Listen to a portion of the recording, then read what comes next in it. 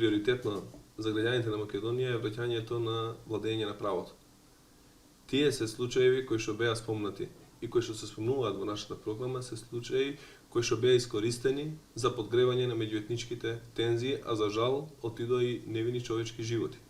При тоа, Кумановските настани се малце покомплицирани. И затоа за нив ќе побараме помоши од меѓународната заедница, која што треба да ни помогне за да се расчисти тој случај.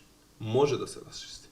Има доволно докази за да се види кој стои зад тој настан и за какви цели е направено.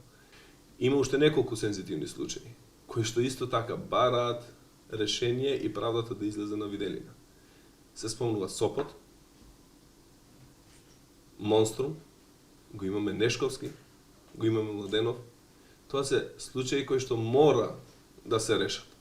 И ние за тоа се заложуваме и ќе го направиме.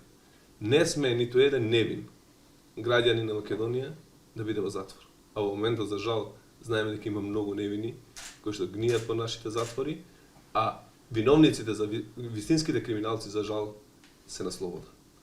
И ние, затоа тоа ни стои како еден од приоритетите во нашата владина програма и тоа ќе го расветлиме. Значи, за сите случаи, ние взимаме обврска да ги расветлиме до крај. Не е далеко до 2015 во времето кога се планираше да се, ја тогаш не бев дел од СДСМ, кога се планираше да се објават бомбите за Монструм, не се случи Куманово. Тоа не е случајно. За да се заташка работата, за да не се дозволи тоа да се објави. Тоа беше проценката на СДСМ дека подобро е да не се објави во тој период, за да не се подгреваат уште повеќе меѓуетничките тензии не беа пуштени. Бомбите за Монструм сега ги има специјалното јавно обвинителство. Они веќе предметот им е готов. Соседите треба да ги третираме како наши најголеми пријатели, затоа што сме тука соседи. Ако некому нешто лошо се случи, први треба да помогнат соседите. И ние треба да работиме за релаксирање на тие односи. Начинот како ќе се релаксираат е да не се провоцираме меѓу себе. Нема потреба. Знаеме дека Македонија има отворени прашања со речиси сите соседи. Единствени со кој што нема отворени прашања тоа е Албанија и Косово.